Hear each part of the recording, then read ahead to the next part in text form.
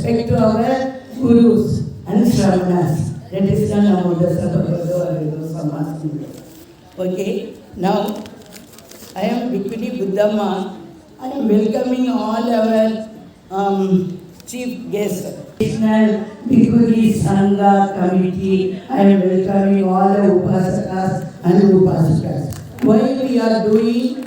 Because from all over the South India, all the representatives participated here. So I am welcoming everybody. Because why we are celebrating this International Bhikkhuni Sangha?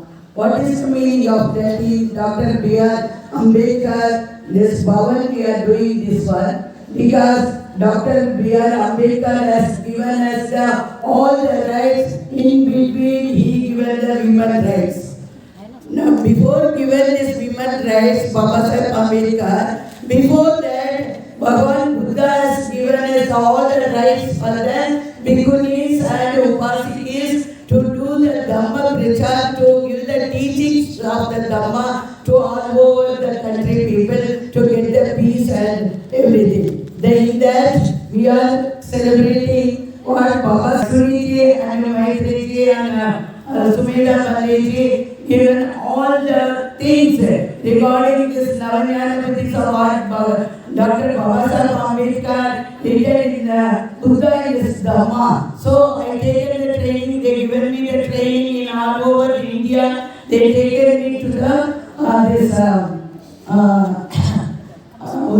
Uttarakasi, China border, Chhattisgarh, Delhi, Punjab, in all the places, monastery, they given us the training how to teach the Dhamma to our Upasakas, Upasikas. So Bhagavan Buddha has given lot of things to us. He sat under the Bodhi tree, he got the enlightenment, so he has given us, he is a great philosopher, he was a great doctor, he was a great teacher, he was a great scientist, he was a great psychiatrist. After getting enlightenment, he has given us Tinicharana, Panchashila, Ashtanga Dasamarga, Arya Satya, Madhyam. I will just give a brief introduction of it.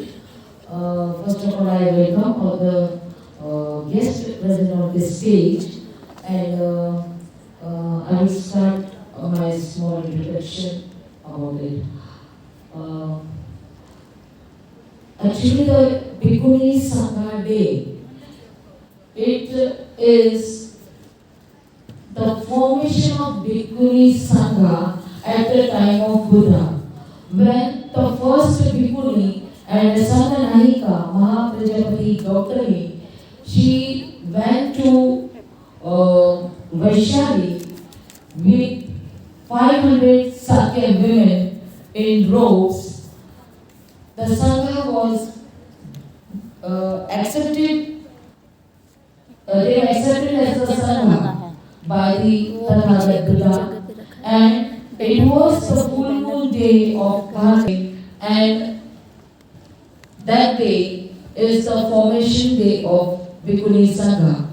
Actually, in India, it was started 10 years before. That we can say, in India, we are celebrating this from 10 years. 2014, we celebrated this in Nagpur, Maharashtra, in very local area in a Bhikkhuni Vihar, Bhikkhuni Shobhita Vihar, and that was a new thing for everyone. Even we were not knowing about it, but internationally this Sangha Day was already celebrated. We got to know this when we attended the Satya Gita conferences in Thailand in 2011, and from that time we decided that we will also celebrate it in India. So 2014 it was the first celebration in Nagpur. From that year, every year in Nagpur, in different small viharas, we were celebrating it, and only except the period of Corona, we were not able to do it. But from that time, we are celebrating, and in 2022, we made it a national conference, national celebration. So we invited all the people, the Upasak and Upasikas and Bhikkhunis from all over India, and it was celebrated at Diksha Bhumi because we say that that is the revolutionary place where Dr. Babasaheb Ambedkar has revived Buddhism, and because of him, we all, the women, dare to take these roles and do our work with dignity and equality. We got it from him because of the Constitution of India and also because he embraced Buddhism in 1956 with more than 5 lakhs people. So we started it at Diksha Bhumi, the first National Bhikkhuni Sangha Day celebration. And it was a great success. More than 500 people from all over India and more than 100 bhikkhunis were present there. Even few bhikkhus were also present there. And it was a grand success. And we discussed many issues regarding the promotion of Buddha's teachings, how it can be done, and what are the success rate of the bhikkhunis, how they are working in India, and how they can move forward to take the Buddha's teaching all over India. Then in 2023, we celebrated it in Mumbai, New Mumbai, Vashi, and it was the International Bhikkhuni Sangha Day. I say it as International Bhikkhuni Sangha Day as no one from foreign were personally present, physically present in the celebration, but they had sent the papers to us and the best wishes which we had presented during the sessions. So because of that, we said that it was an International Bhikkhuni Sangha Day, and that was also a grand success because more than 800 people were present in that program. And in 2022 only, we had decided that because of this program, we are introducing Mahaprajapati Gautami, the first Bhikkhuni and Sanganayika, and the Bhikkhunis' identity to the whole India, because people are unaware. They have seen bhikkhus in more numbers, but the number of bhikkhunis are very less. And what is the role of bhikkhunis by going to the women, the SC women and all the downtrodden women who want to know about the Buddha's teaching, because they follow Dr. Babasaheb Ambedkar, we follow Dr. Babasaheb Ambedkar. So through them, we as a women, the bhikkhuni as a women, it's very easy for us to reach the women, the 50% of the population of India, and listen to them and give them what they want, what how Buddha's teachings can help them to move forward in their life very peacefully.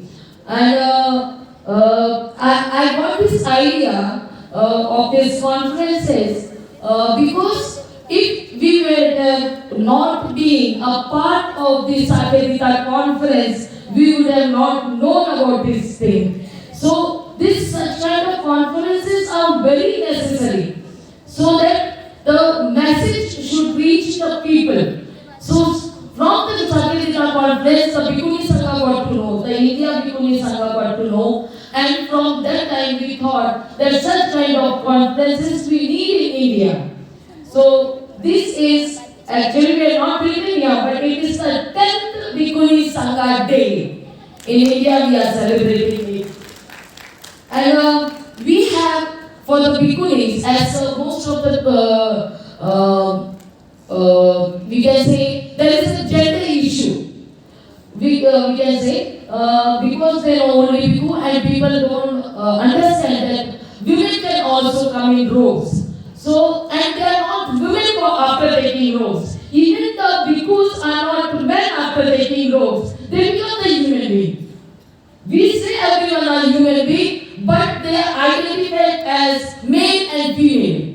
But when Buddha gives the teachings, he wiped off the gender discrimination between bhikkhu and bhikkhunis. So all of them are without hair, all of them are having the same robes. So when bhikkhu and bhikkhuni sit together, no one can differentiate between them who is male and who is female.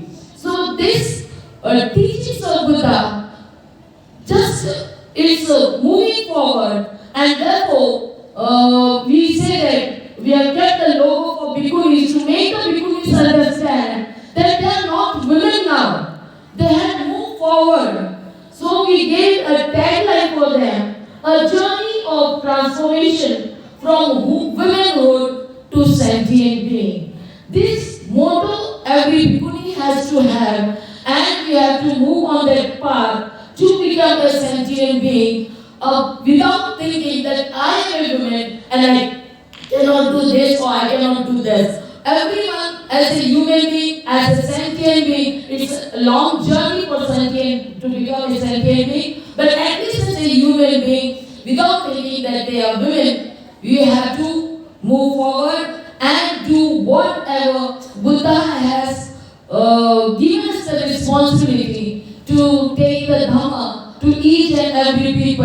And thanks to Dr. Babasaheb Ambedkar to introduce us to the Buddha so that we can live in equality, in peace, and we can get justice through all the teachings of Buddha and Dr. Babasaheb Ambedkar. I again welcome you all because we will be having the panel discussion here with the different